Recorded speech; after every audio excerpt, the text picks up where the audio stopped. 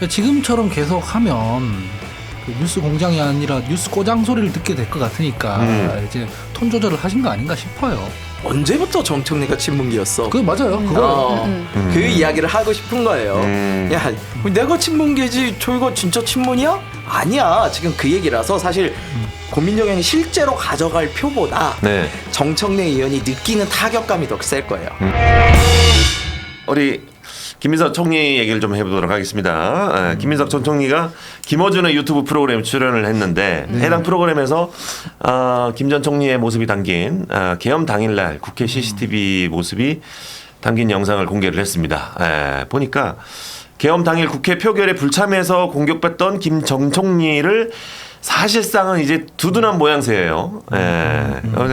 원래 이제는 계엄 당일날 국회 표결에 불참을 했었던 걸로 알고 있었던 우리 김민석 전 총리였는데 요게 그게 아니다. 그게 아니었고 이제 뭐 약간 좀 뭐 변명을 하는 듯한 모양새를 갖춘 멘트들과 이렇게 CCTV 영상을 공개를 했습니다. 정청래 대표를 지원하던 우리 김어준 씨가 갑자기 돌변한 모습을 좀 보여줬는데 왜 그런 걸까요? 뭐 좀 나쁘게 보게 되기 때문에 저는 이제 이 바이어스가 끼어 있다는 걸 감안하고 들으세요. 네. 그냥 뭐 어떤 사업의 흐름, 뭐 사업의 흐름, 비즈니스적인 어떤 시장의 흐름 파악 그런 거 아닐까 싶기도 하고요. 권력의 흐름에 따라서 이제 순리대로 가야 된다 이렇게 생각했던 게 아닌가 싶기도 하고, 아니면 이인삼각하다 보니까 자꾸 발이 엇갈리니까 발목 자르는 거 아닌가 싶기도 하고, 뭐 이런저런 생각이 있는데. 그래도 좀 공식적으로 비평을 하자면 뭐 전당대회 후보들 불러가지고 얘기하는데 누구 편들고 이러면은 너무 비판받으니까 좀 중립을 조금이라도 취해서 진행해야겠다 이렇게 하는 거라고 선회해 드리겠습니다. 근데 중립이라기에는 사실상 김민석 총리의 최대 리스크라고 할 수 있었던 부분이 지금 드러났었던 건데 왜 그냥 표결에 참석을 안 했냐. 근데 이거를 나름대로 해명할 수 있는 기회를 다른 데도 아니고 김어준 씨 방송에서 줬다는 거는 최근에 이제 문재인 전 대통령이 이재명 현 대통령을 만나서 오찬을 하지 않았습니까? 네. 그 이후에 뭔가 기류 변화가 있는 게 아닌가라는 생각이 들고 또 고민정 의원이 출마 선언을 했잖아요. 이분 누가 봐도 친문계인데 정청래만으로는 어렵다라는 생각이 있는 게 아닌가. 물론 그렇다고 해서 저는 고민정 의원이 지금 나오셔갖고는 갑작스럽게 엄청난 영향력이 생길 거라고 생각되진 않지만 정청래 회의론? 이런 것들이 기존 친문 세력 구주류에도 생기고 있는 게 아닌가 좀 그런 생각도 듭니다. 지금처럼 계속 하면 그 뉴스 공장이 아니라 뉴스 꼬장 소리를 듣게 될 것 같으니까 이제 톤 조절을 하신 거 아닌가 싶어요. 이게 국회에서의 CCTV는 진짜 공개를 잘 안 해줘요. 그치. 왜냐면 그럴 것 다른 같아요. 의원들도 찍히고 그렇기 때문에 네. 그런 부분들에 대해서 정말 안 줘요. 그래서 제가 많이 요청을 해봤었던 사람으로서 저 장면은 김민석 총리 쪽에서 요구를 안 한 이상 받기 되게 어려울 자료예요. 본인이 나온 것만 줘요. 저렇게 잘라가지고 보통. 그래서 저 부분은 김민석 총리 측이 아마 제공을 했을 가능성이 높고요. 그거를 어쨌든 김원준 쪽에서 받아가지고 틀어줬다. 이거는 분명히 어느 정도의 의도성은 있겠죠. 예, 그 의도가 뭐 포트폴리오 부분인지 뭐 계란 한 바구니에 담으면 안 될 것 같으니까 그러는 건지 뭐 뭔지는 모르겠습니다만 자산 리밸런싱 중이라는 얘기인가요? 그런 거죠. 국민연금이요. 근데 뭐 그런 것들인데 저는 그러면서도 사실 본인이 약간 머쓱했는지 그 태도 자체는 김민석 총리한테 조금 불편하게 하더라고요. 예, 방송을 보니까. 그래요? 예, 봤어요? 그래서 예, 봤지. 잠깐 봤어요. 뭐, 쓸데없는 걸 그렇게 많이 오래 볼 방송은 아니어서 그냥 이렇게 잠깐 봤는데 그래가지고 뭐 좀 남아 있는 듯한 느낌은 좀 들었어요. 예, 근데 뭐 중요한 거는요. 저희 이준석 대표도 그때 뭐 바깥에 있었다, 담 안 넘었다, 뭐 이런 이야기들 하는데요. 시끄러 임마. 중요한 시끄러 임마 가지고 막 조롱하고 그러는데 중요한 건 그게 아니에요. 계엄을 옹호를 했느냐 반대를 했느냐잖아요. 투표를 이걸 못 눌렀냐 뭐 안 눌렀냐 이게 아니라 계엄을 반대를 했느냐 안 했느냐예요. 근데 김민석 총리 같은 경우는 계엄에 대해서 누구보다 먼저 얘기를 했고 계엄에 반대를 했잖아요. 그지. 예. 근데 이게 무슨 문제가 되는 거예요? 나는 그때도 이준석 대표도 마찬가지인 게 계엄에 누구보다 반대를 했고 본인의 역할을 한 거예요. 근데 그거 가지고 왜 그대로 그러는 거예요? 시끄러 임마 네. 그걸로 조롱하지 마라고 내가 그때도 네. 얘기했었거든요. 근데 시끄러 임마로 조롱하던 사람들이 김민석 총리 늦게 들어온 거는 방어하면 일관성이 안 맞죠. 그럼. 그러니까 상대 당이 했던 우리가 하든 간에 그 같은 행위를 놓고 보면 일관적 잣대로 평가하는 게 맞죠. 그러니까 이 김민석 총리에 대해서 방어하시는 분들은 시끄러 임마 이것도 하지 마시고 그게 맞는 거죠. 근데 뭐 감기약 성분 뭐냐 이런 얘기까지 진짜. 민주당 내에서 참. 얘기 나오는 거는 진짜 놀랄 노자다. 이거 앞으로 한 달도 사실 더 남았잖아요. 한 달도 더 남은 상황에서는 지금 잠깐 이제 전직 현직 대통령 만나고서는 소강 상태라고 생각하는데 다시 불붙을 거다. 이게 보통 일은 아닐 것 같습니다. 그거는 이제 오늘 아침에 제가 저기 신문 기사 헤드라인을 하나 읽어드리자면 네네. 인터뷰 전문 하헌기 이성윤의 감기약은 정치가 아니라 수사다. 그러니까 검사 출신이잖아요. 이렇게 수사하던 버릇을 못 고쳐서 이런 것 같아요. 사실 감기약 성분 그거 알아보고 먹는 사람이 어디 있습니까? 병원에서 진단 받고 진단서 내고, 그러니까 처방전 내고 약국에서 주는 거 그냥 먹는 거지. 그 성분 따져서 먹는 사람이 어디 있어요? 이렇게 말하는 것 자체가 금도를 넘은 거예요. 상대당한테 이렇게 했어도 지나친 건데. 지금 자당 지금 그 의원한테 이렇게 얘기한 거잖아요. 이 빨리 검사티를 좀 벗어야 된다 이렇게 생각해요. 저는 지금 흘러가는 모양새를 보니까요. 앞으로 훨씬 많은 것들이 좀 나올 것 같다. 사실이네요. 왜냐면 김민석 총리가 아니 김민석 총리뿐만이 아니라 그 친청계와 친명계가 싸우는 과정에서 엄청난 것들이 튀어나올 것 같다라는 느낌이 좀 들어요. 왜냐하면 예전에 이낙연 대표하고 이재명 대표하고 할 때 그때 대장동이 처음 나온 거예요. 그러면서 이제 전국적인 이슈가 되고 그랬었는데 원래 내부에서 이런 게 까이는 거거든요. 그래서 저는 이 지금 감기약 성분까지도 내놔라라고 하는 이런 작태를 보니까 이거 앞으로 김민석을 향해서 혹은 정청래를 향해서 뭔가 엄청난 거대한 것들이 더 터져 나올 수 있다. 비평을 왜냐면 아직 비평을 정청래 야인 대표는- 시대 끝날 때 나레이터처럼 하네요. 앞으로 엄청난 일이 벌어질 기대가 것이다. 돼. 기대가 돼. 이런 식으로 하네. 흥미진진해. 사극처럼 하네. 사극처럼. 흥미진진해. 앞으로 흥미진진한 일이 벌어질 것이 예고돼 있다. 뭐 이렇게 하네. 비평을. 아니 내가 어디까지 가나 봤는데 이거는 거의 끝까지 가자는 거 아니에요. 성분은 진짜 놀랐고 왜냐면 정청래 대표 아직 출마 선언도 안 한 상황이잖아요.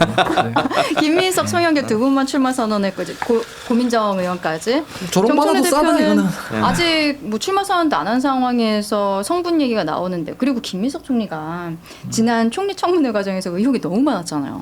근데 얼레벌레 뭐 청문회 자리에서 해명하겠다라고 했는데 청문회 날에도 자료 안 가져오고 그냥 넘어가지 않았으니까 이거 정청래 대표 측에서 가만히 있지 않을 것 같거든요. 나는 그걸 보는 거예요. 네. 그런 거 보는 거예요. 그거 다 들고 나오면 국민들이 납득할 수 있는 이런 해명들을 다 할 수 있을지. 사극 나레이터들이 많네. 제2의 대장동이 예고돼 있었다. 그러면 안 돼요. 아니, 이렇게 그만큼- 막 크레딧 올라가고 끝나잖아. 보통 사극이. 아니 지금 기승 전 아직 전도 안 왔는데 승에서 막 이렇게 막 아니, 기용을 기야, 쳐. 기. 기인가? 기. 기인데 막 이래. 왜냐면 출마 선언도 안 예고편이 했으니까. 세 지금. 그런 것들이 있는 거죠. 신났어요? 신났어? 남의 당 얘기하니까 왜 이렇게 좋냐? 요즘에 근데 방송국들이요 민주당 당내 막 싸움 얘기하면 시청률이 좀 올라간대요. 그 다음 그 광고는 팝콘으로 부탁드릴게요. 팝콘 강이야. 저 두 분은 팝콘 넣고 광고해야겠네 보니까. 민주당 전당대회 재밌네 이러면서 막 비평하네. 예.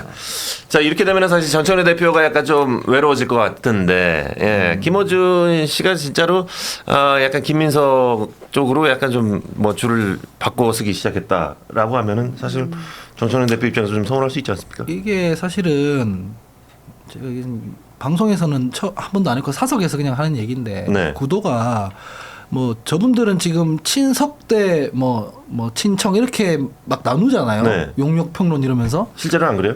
실제로는 이게 이해관계가 다 달라요. 어떠냐면 어떤 사람들은 김민석 총리를 당선시켜야 하니까 정청래 대표를 때리겠죠. 어떤 사람은 송영길 대표를 당선시켜야 하니까 정청래 대표를 때리겠죠. 어떤 사람들은 대통령 왕당파 해야 되니까 정청래 대표를 때리겠죠. 어떤 사람은 그냥 정청래 대표가 싫어서 때리겠죠.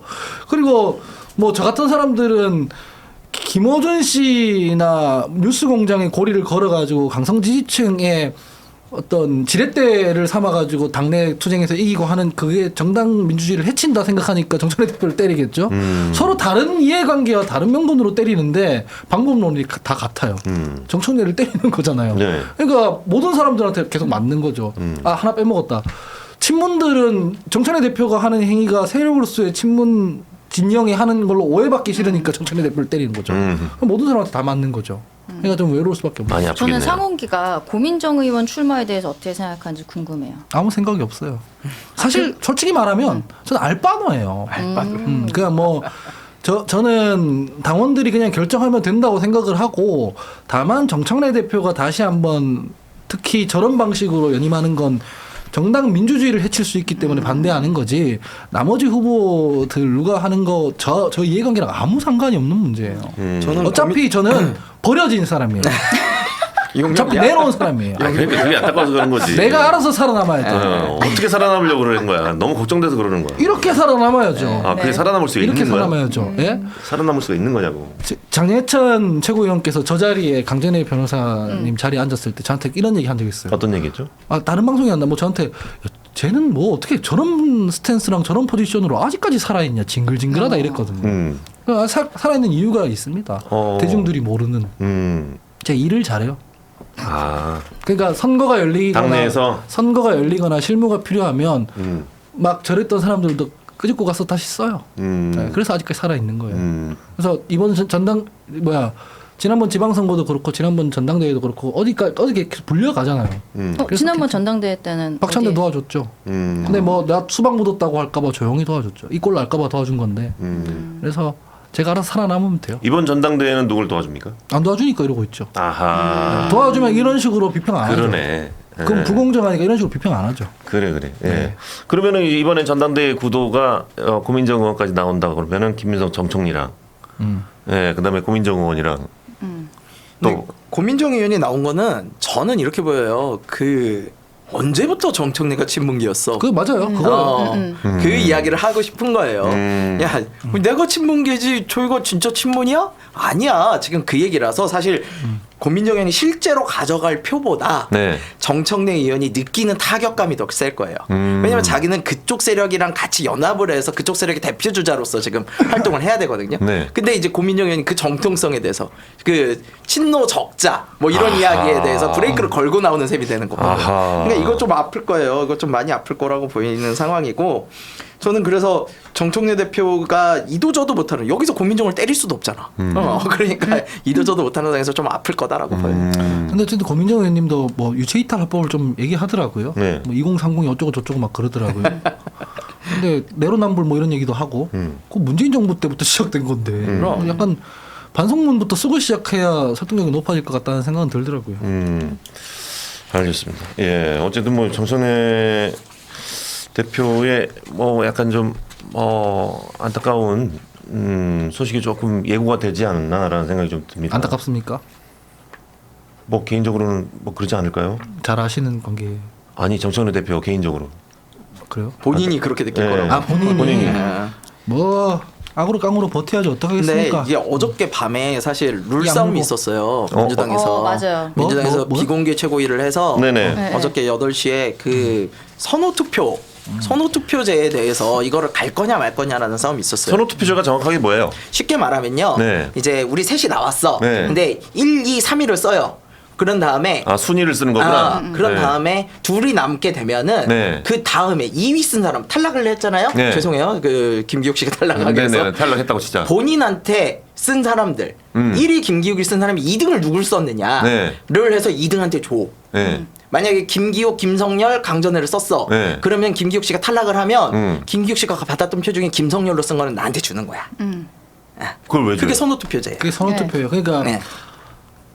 내 2순위는 너야. 2순위 픽 하는 거지. 보통 단순 다수 대표제는 이제 한 표만 차이 나도 이기는 거잖아요. 네. 선호투표는 한 명만 찍는 게 아니라 1, 2, 3 이렇게 순위를 적는 거예요. 네. 그러면 1등, 2등, 3등 있는데 2등 나온 사람이 찍어놓은 2순위 후보자가 있을 거 아니에요. 네. 그 표는 이제 갈라가지고 가는 거죠. 정확하게 말하면 3등인 건데 3등인 거지. 이게 어떤 효과가 있냐면 네거티브나 뭐 이런 것들을 좀 소강시키는 효과가 있어요. 아, 그래요? 왜냐면은 나랑 김기욱이랑 이렇게 선거 나가. 네. 근데 그냥 단순 다수 대표제야. 그럼 네거티브를 하겠죠.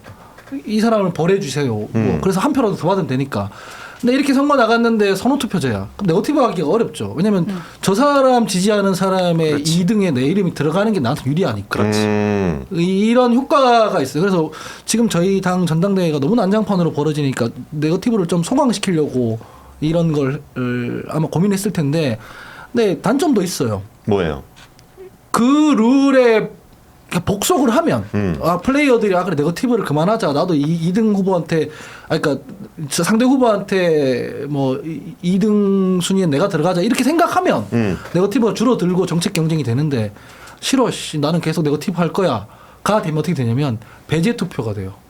나하고 강전의 변호사랑 작전 짜가지고 2등에 서로 밀어주기로 하자. 쟤는 그냥 하지 말자. 이렇게 될 그렇게. 수가 있거든요. 그럴 경우 후보자가 난립했을 때 민의가 왜곡돼요. 그렇죠. 왜곡돼요. 순위가 없는데 2등표만 많이 받아가지고 올라가는 경우가 생기거든요. 근데 지금 더불어민주당 하는 소위 꼬락선리를 보면 그렇게 그렇게 되겠지. 할 것 같은데. 뭐 정청래에 대한 배제 투표로 갈 확률이 높아지지 않겠어요? 그러네. 그러니까 이제 친청계에서는 이제 난리를 치는 거죠. 이거 네네네. 아니라고 불리하다고. 그치. 하지만 불리한 이유에 대해 말을 못해. 그 제가 대신 말씀드리겠습니다. 선호투표에서 불리한 사람이 누가 불리하냐면 비호감도가 높은 사람이 불리해요. 그러니까 2등에 안 되니까. 네네네. 근데 그 얘기를 본인 입으로 할 수가 없는 거지. 맞아요. 그런 거고 뭐 쉽게 설명드리면 1인 2표제나 다름없다고 보면 돼요. 1인 2표제가 맞아요. 된다는 거라고 보시면 되고 제가 중요한 거는 뭐였냐면 정청래 대표가 정말 당내 세력이 굉장히 쪼그라들었고 정말 어렵다라고 한다면 어저께 아마 비공개 최고위에서 정청래 대표 아무리 뭐 당원 당규 안 맞는다라고 했어도 아마 이거를 통과를 시켰을 거예요. 선호투표로. 근데 어저께 결론이 안 났어.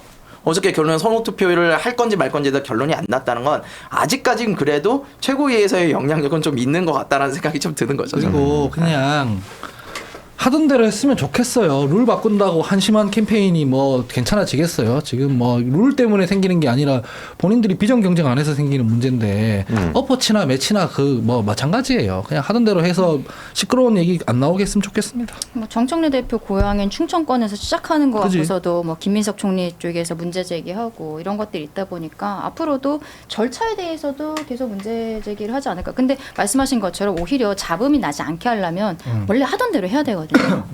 근데 지금 또 그게 지금 7대3으로 돼 있는 것도 5대5로 해야 된다 이런 얘기도 민주당에서 나오는 것 같던데 그 당원이랑 일반 여론조사 이 부분도 그런 것들도 원래 하던 대로 하는 게 맞지 않나 싶습니다. 네.